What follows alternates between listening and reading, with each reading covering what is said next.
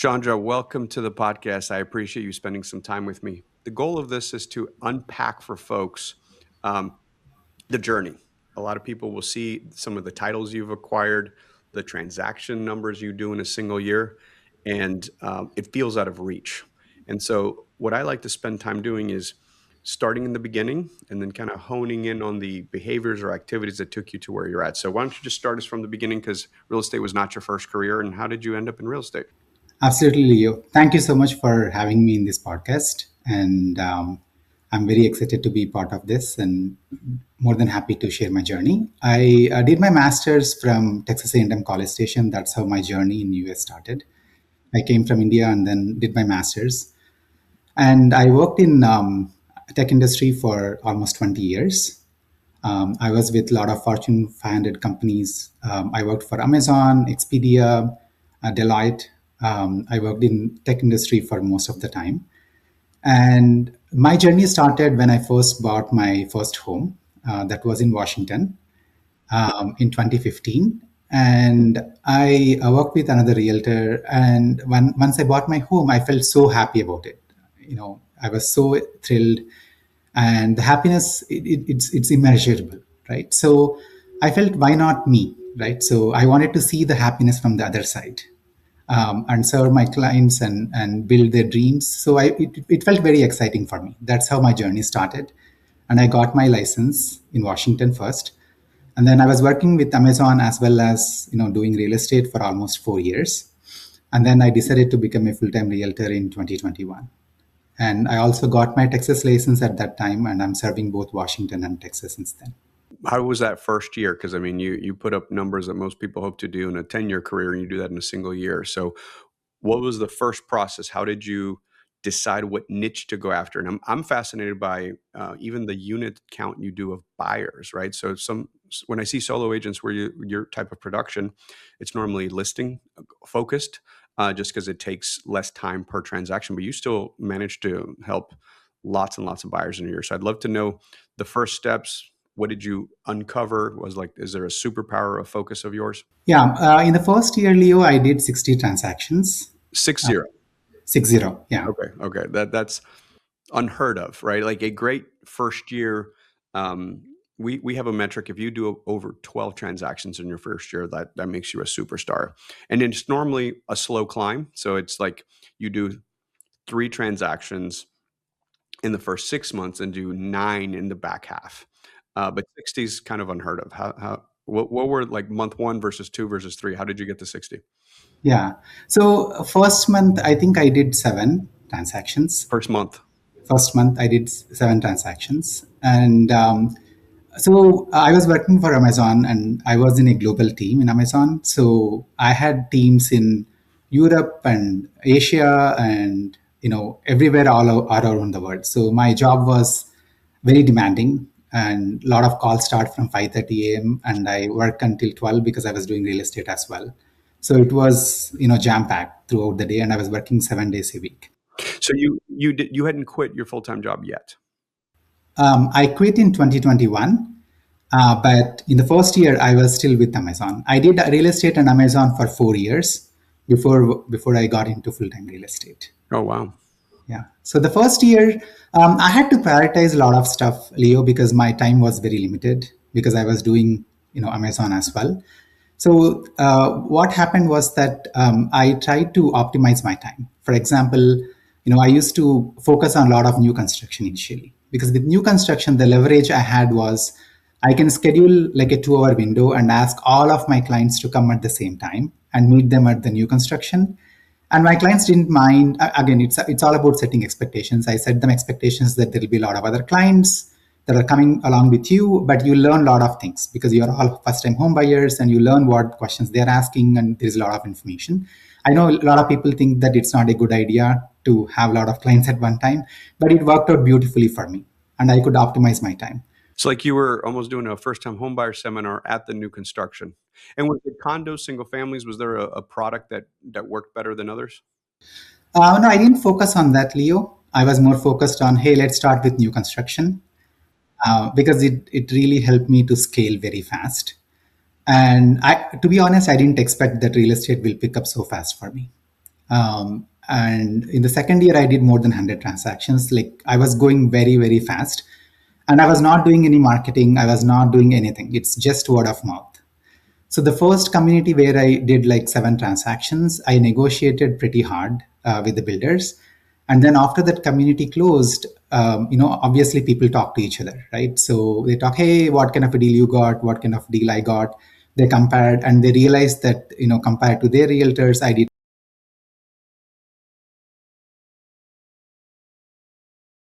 This is a unique strategy because what I've noticed, some agents kind of let the builder's rep kind of dictate the terms. Were those Was that a pre-construction condominium or was it a townhouse community, single family community in that first 7 properties? Yeah, the first 7 properties was a two-story duplex, and that's where my journey started. But after that, most of the new constructions I did were single-family homes.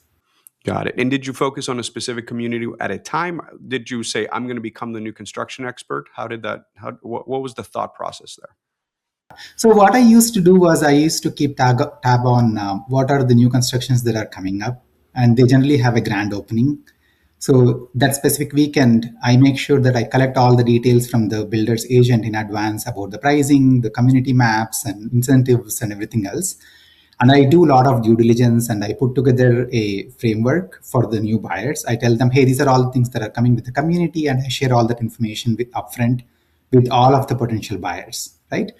And I pick a 2 hour time window, and I tell everybody, hey, this is the time window where we'll be there. Try to make it on time, and I'll tell them what to expect. And I tell them that, hey, there'll be a lot of good questions from other people, so you will get an opportunity to learn a lot more about the home buying process. So, and then I'll meet with multiple clients at the same time at the construction site. From there, were you able to generate specific marketing? Were you intentional with the asks of the folks? Be like, hey, the level of service you received, the level of negotiation you received, do you know anybody else who needs that type of representation? How did you think through that? Was there a proactive ask? Because I think most agents miss that part of the conversation, right? Um, Asking you shall receive tends to be a real sentence in life. Yeah, absolutely. So the first thing I always tell you is I think my biggest strength is customer obsession. So I always tell people, hey, when you come to me, there are 3 things that I will always do with you. One is customer first. Always I prioritize you over me. It doesn't matter what the situation is, what the ask is, whatever happens. I always like to put myself in your shoes, and I always will represent you, making sure that you are, prioritized. The second thing I always tell them is customer communication. Hey, I'll always make sure to communicate with you appropriately to make sure you are always in loop with what is happening, whether it is the negotiation process or the lender process. I'll keep you in the loop. That communication is very critical. This specific aspect, Leo, what happens is that a lot of agents miss out on this. For example, if they might be negotiating for 2 weeks or 3 weeks with the builder, or with even in a resale home, they'll be working with the seller, but they don't communicate what is happening through the process. So what happens is that even if you give the best deal to the client, they wouldn't know what is the kind of effort you have put in, right? So I always make sure that I communicate and make sure that what are all the strategies that I'm using to bring them the best price. I've had situations where I negotiate so much, but still I may not negotiate enough for the customers, but still the customers are very happy that I use so many strategies to make sure I get the best deal. The third thing I always tell people is that customer relationship is very important, and I always treat you like a family. If I'm helping my brother or sister or my mom or dad or my aunt or uncle, that's how I look at you, and I always make sure that I serve you as if I'm serving a family. So these things I always communicate to them upfront. Of course, I will also talk about negotiation, which is my one of my biggest strengths. I tell them that I'll try to save every penny possible for you. Even if you say I'm good, what you got is good for me. If I find an opportunity for me to negotiate, I'll always tell you that I'll negotiate more. Can you share some of those strategies? Because I think anyone listening to this who's done only a little bit of new construction may have an aha, right? Because I think most agents don't think there's much room to negotiate, especially with new construction. Yeah, so Leo, that's one area you hit on the nail, right? So always the builder's agent will tell you, hey, there is not much room for negotiation, right? And realtors always should take it with a pinch of salt. So what I always try to do is that I do a lot of due diligence and data analysis before I start the negotiation process. For example, I'll ask the builder's agent to share with me their current inventory list, and I'll also look at the property that my client is interested. Is it completed or is it in progress? Where is in the construction process, right? And I also do some due diligence on that builder. Where are they with their sales numbers? Like, are they reaching the targets? Are they not reaching the targets? Are they on track with the targets? I can get some basic information on that. Where would you go to find that? Because I love data too, but I'm learning right now. This is interesting. Yeah. So obviously, in terms of the company stats, right? So when I go into Google and search, I can see, how the trends are with their specific builder. Of course, I have some relationship with some of these builder agents, and I ask them, some questions. Hey, how is it going with this community? Are you guys on track? And also I have some relationships with my sales managers, who are overseeing the area. So I reach out to them as well, and I collect some data. Since I'm working with that builder, regularly, I get a lot of information around that. And also, of course, in internet, you these days you find all kinds of information, right? So I do the due diligence. So where all of this land is that, let's say if I get the price sheet from them, if there are a lot of completed homes that are unsold, that tells me that there is a lot of scope for negotiation, right? And also when they're not meeting their sales numbers, that tells me that, hey, there is a lot of scope for negotiation, right? If the house is completed on the market, obviously the builder wants to get rid of that specific house, right? Compared to a home that is in progress in terms of construction. So all these data parameters gives me some perspective on what kind of negotiation scope I have. So and so based on that, I'll communicate to my buyer, hey, this is where we need to start because I see significant scope.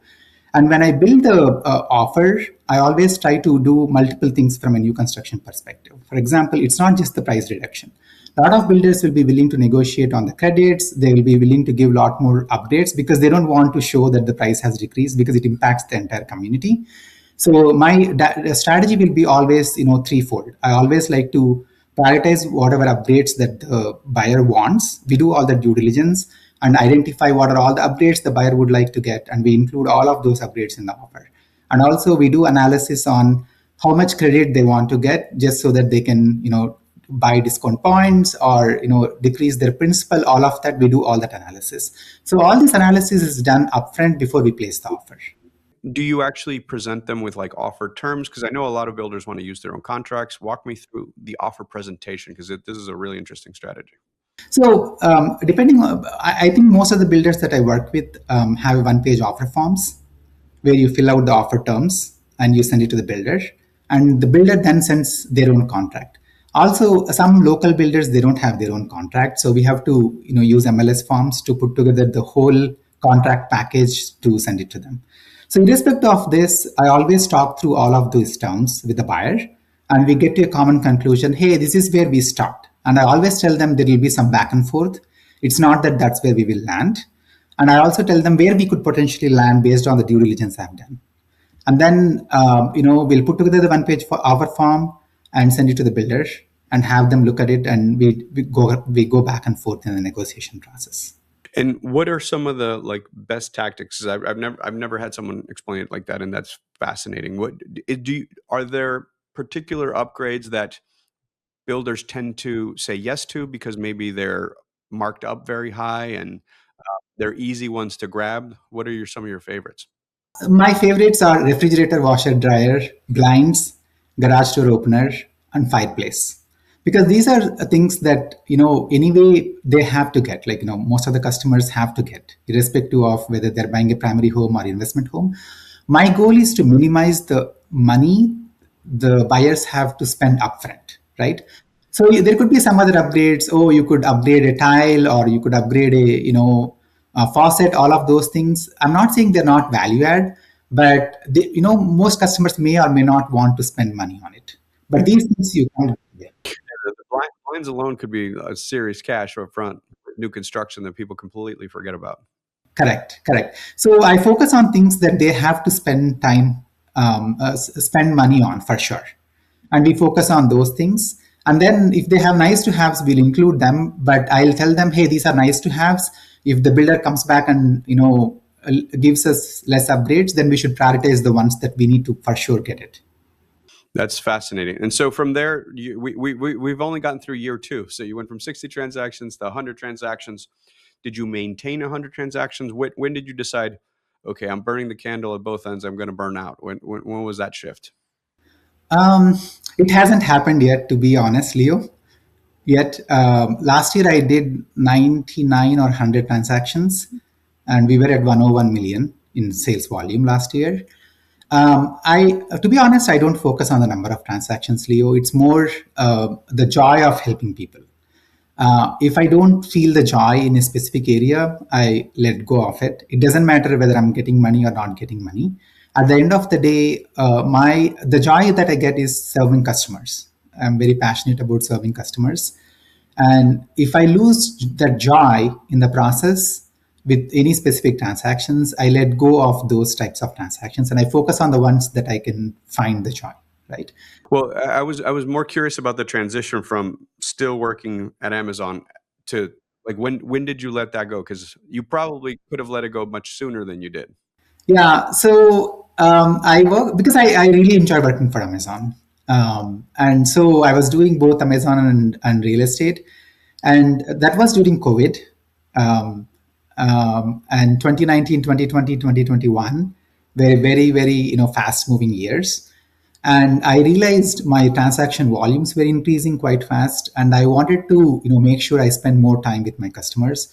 And the other reason why I thought about I had to make a choice between Amazon, and because my work life balance in terms of the amount of time that I'm spending with my kids. My kids were very young; they were like 5 and 1 when I started in real estate. So I had to think about, hey, as they started growing up and they have more classes and all of that. Main reason I think I would say, I wanted to prioritize my family. That's where I had to quit Amazon. You've added a Texas license, so you're not just licensed in Washington. Now you're Texas. We're recording this from Austin. Was that? Are you splitting your time? Where you're just curious to explore another market? Multi-market is not common for agents, so let's talk a little bit about that. Absolutely. The reason why I chose Texas was that because I studied in Texas A&M College Station and I worked in Texas, and I have familiarity with the markets. During COVID, what was happening was that in Seattle, in Washington area, a lot of people were migrating to Texas, and everybody asked me, "Hey, do you know a great agent in Texas?" Right? I always don't refer people unless I have a personal experience with them that I can refer. So I was thinking, why not me? Right? So because so many people are moving, and I can serve, because most of these customers have already worked with me, they know me, they would love to work with me. That's when I started thinking about Texas, and that's how the natural transition happened. And so now I'm curious, when you get repeat customers, do you sell them resale, or you exclusively try to focus on pre-construction? So initially I started with new construction, Leo, because my time was limited at that time, but I slowly transitioned into a lot of resales. So the focus is not so much on new construction versus resale, Leo. I always like to look at their portfolio. What is their current portfolio? What are the risks they have in their portfolio? And what is the return on investment they have on their current portfolio?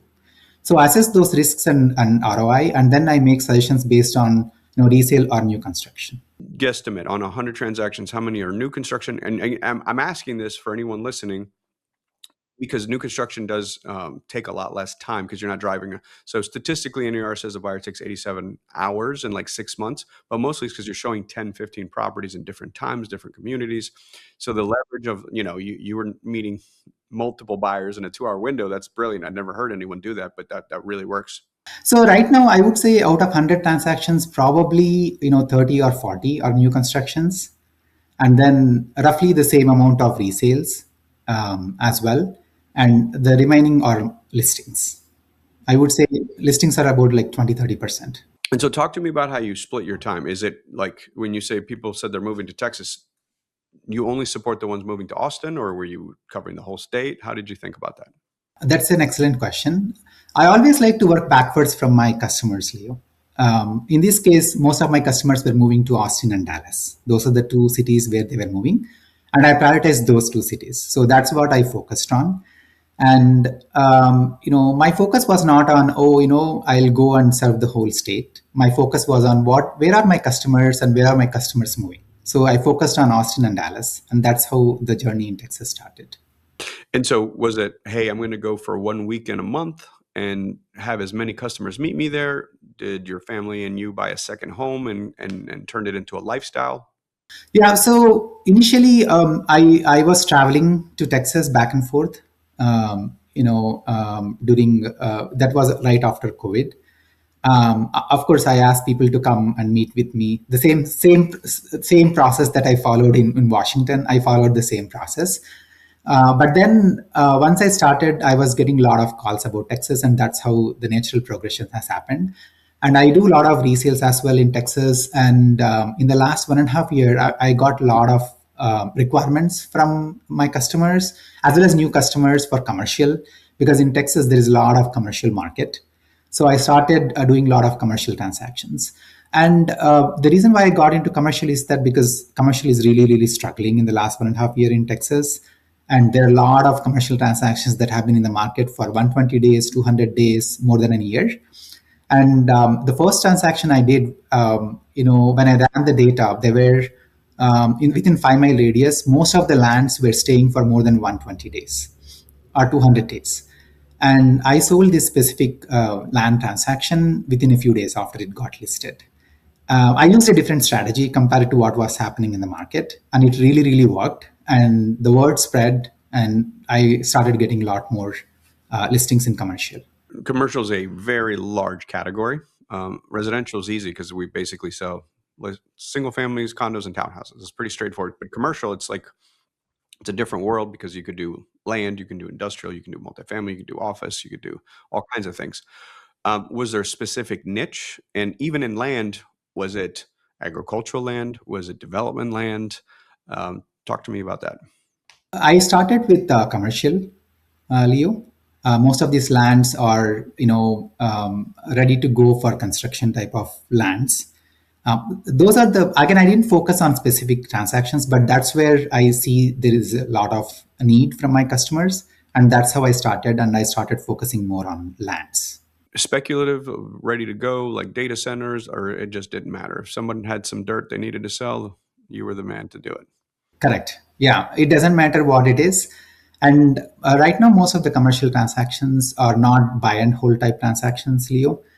People want to buy them and immediately do some kind of development. That's where the need arises. So the lands that I'm taking up are most of those. And also, I do very thorough data due diligence before I say yes to. I don't take up every transaction that comes my way. If I don't feel that I can serve the customer what their expectations are, I always give them the data and I tell them, hey, this is where the current market is. And I tell them that I won't be able to get where they want to be, right? Because I understand they're constrained because they would have bought at a higher price and a lot of changes have happened in the market. But I always like to be very upfront and give the data and make sure that they understand, what we can realistically accomplish. And most of your buyers or the people buying the land, is it to build single family homes, townhouses, condominiums? I see two types of buyers for land. One is people who want to do a commercial establishment like a retail, strip mall, or medical offices or dental offices, and veterinary buildings and those kinds of things. That's one aspect. The second aspect is a lot of uh, multiple single family townhome complexes. So those are the two types that I see right now more frequently now. And have you been able to retain the listings on the single family townhome communities afterwards as a listing agent once the project's developed? Of course, when we sell the land for such a nice price, right? So, and we do a good job. I had people, the biggest advantage that I had, I was very, very fortunate that I have clients who are like cheerleaders for me, Leo. And they go out, and I had a lot of clients that referred more than 10 to 15 closed transactions, not just referrals, like closed transactions. And they keep referring more and more people. And I'm very, very fortunate. It's an unconditional love they have, I feel, because it's not possible for somebody to keep referring you after they worked for many, many years, right? Generally after a couple of years they tend to forget you, right? But that's not what I've seen. I have people who bought transactions with me who did transactions 7 8 years ago, and they still keep referring people to me. So there's probably something you're doing. What are you obviously giving great service to their friends and family, but is there a system that you follow? Is there a frequency of inviting them to events, touching them, calling them, what are the touch points that you have with your past customers? So the main thing, I don't do any events, Leo, and I don't, send gifts or all of that. I have never done that. For some, I think the most important thing is maintaining those longer term relationship. When a customer comes to me, I don't think about them as one time transaction. I look at them as a longer term relationship, and I always like to, make sure that we are doing the right things for them. Many times what happens is that we could just sell something and move on, right? So because in sales that's what we are taught, right? So close the transaction faster and move on. I'm not focused on that. I'm looking at how to make sure that we do the right service for them, even if it takes 1 year, even if it takes 2 months, even if it takes 2 days, doesn't matter, right? Doing the right thing for them is the most important thing. The other thing that I do is that I was really good at maintaining those relationships with my past customers. For example, I'll tell you, I always try to understand where my customers are, right? For example, most of my customers use WhatsApp. So I have some groups where I invite all of my customers to be part of it, and they are always seeing me in the front of their eyes, most of the time, right? Not that everybody joins, right? Some people may not join, but I offer them, hey, I have these groups, I provide market updates, come join my group, right? I maintain the relationships through that. And it's not just that. I always reach out to my customers. For example, recently, past summer, I looked at all my 100 top transactions, and I reached out to every one of my customers and asked them if I could meet with them. And in 7 or 8 days, I met with 80 or 90 of those customers in person, every one of them. Again, it's not that I get business from them, new business with them. I was just going to them, and I was also talking about, hey, how is your family, how are kids, how are things. And then I slowly asked them, hey, how is the real estate thing going on, right? And also it was an exercise for me to understand whether they're sticking with me or are they doing transactions with other realtors. What I noticed is that more than 95% of them, they stick with me, which is really good. I was not expecting it.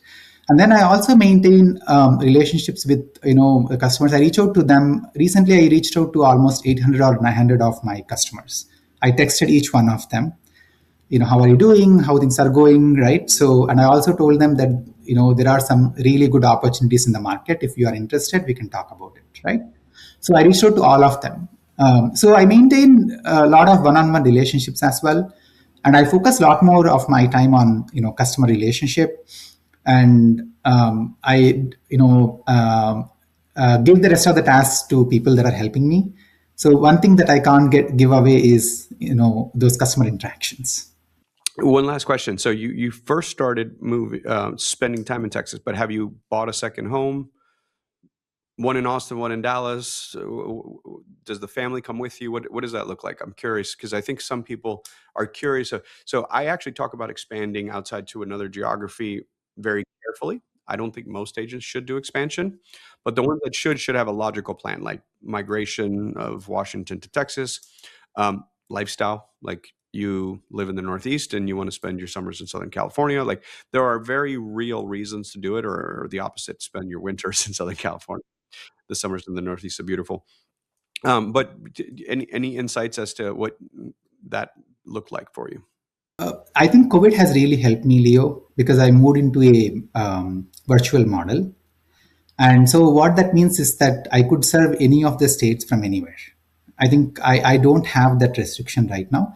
Of course, I'm not saying there are customers that won't ask you, hey, you have to be in person, but most of them, I'll tell you when because the most of the value that I bring is not through the showings. The most of the value that I bring is with other activities, right? For example, making sure that they're buying the right property, doing all the due diligence, negotiation, all of those aspects, right? Reviewing the inspection reports. That's where I bring the most of the value, not through the showing. So I had already moved into a virtual model through COVID, and I continue to do it. Were you leveraging like a Xiaomi or a showing service? Yeah, I have my own showing agents, Leo, both in Washington, Austin, and Dallas. That's one aspect that I've deprioritized because I see, compared to the amount of time that I spend doing showings, I think there's a lot more value they could get out of me with other activities. Even if they requested a showing for me, 90% of the time I tell them whether you should go for a tour or not. I tell them, hey, this is not the community that I would recommend, or this is not the house that I would recommend because based on your requirements, it doesn't work for you, right? They don't have to go and spend time and waste their time doing a tour, right? So it worked out beautifully for me. And in terms of Washington versus Texas, obviously I started my journey in Texas in US, so I have a really good familiarity, and I have house in Austin as well as I have a house in Bothell in Washington. So I split my time between both the states. Excellent. Well, excited to see you continue to grow. What are some of your goals for the next couple of years? And I'm be excited to watch your journey. Yeah. What happened was, Leo, I was doing very little of social media before. And I was only in Facebook and Zillow, and I'm trying to focus more on social media now. Because last year, I used to ask all of my clients to join my Facebook and do that. But one of the clients said, hey, Facebook is, old style. I don't have Facebook and I only have Instagram, right? I was like taken by shock. Oh, okay. Now my customers are in Instagram, right? So I started doing Instagram last year. And then I started realizing a lot of my customers are seeing me online than before. I think in the last 6 months, I see the trend has changed completely. So I'm focusing more on social media. My goal is next year, to definitely level up on social media for sure. And also, I wanted to focus more on higher end transactions as well as listings, because I see next year there will be a lot more listings, Leo. I think this is something that I would recommend all of the realtors also to focus on, because there is a lot of economic activity that is happening in terms of slowness, and especially with my customers there is a lot of immigration stuff happening, and people moving out of the country, or things like that. I'm getting a lot of calls about it. So I want to focus more on the listings part next year, because I think that's where a lot of demand will come up. So my goal is next year to focus on listings, more on social media, and focus on more high-end transactions.